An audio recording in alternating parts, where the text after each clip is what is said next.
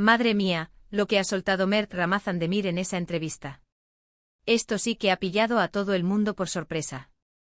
Pensábamos que ya lo sabíamos todo sobre él, que lo teníamos fichado, ¿verdad? Pero no, señores, parece que hay un salseo de fondo que nos estábamos perdiendo. Porque a ver, todos hemos visto cómo se le ha relacionado con algunas compañeras de profesión, lo típico, ¿no? Que si una, que si otra. Pero lo que ha dicho ahora, uff. Ha soltado unas pinceladas sobre sus sentimientos que te dejan pensando en serio. No ha sido un me gustan las chicas guapas, no. Ha ido mucho más allá. Lo que yo creo que está pasando aquí es que Mert está en un momento de introspección, ¿sabéis? Como que ya no quiere ir con rodeos, o le han preguntado de una manera que no ha podido esquivar. Porque el tipo ha hablado de la conexión, de esa chispa que va más allá de lo físico. Ha dicho algo así como que busca algo profundo, algo que le haga vibrar de verdad. Y eso, amigos, ya no es cualquier cosa. Muchos dirán que es el típico rollo de actor que busca darle profundidad a su personaje o a su vida pública. Que sí, que puede ser una estrategia de marketing, claro que sí. Pero yo, para ser honestos, le veo una sinceridad en la mirada, como si de repente se hubiera quitado un peso de encima. Como si hubiera estado aguantando algo y ahora suelta la bomba.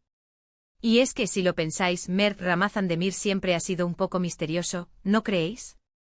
No se le ve dando entrevistas a lo loco, ni contando su vida en redes sociales como otros.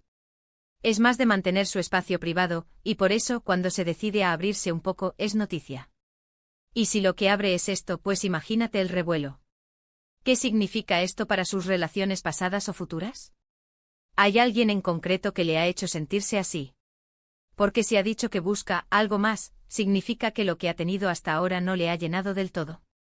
Madre mía, las preguntas que nos deja.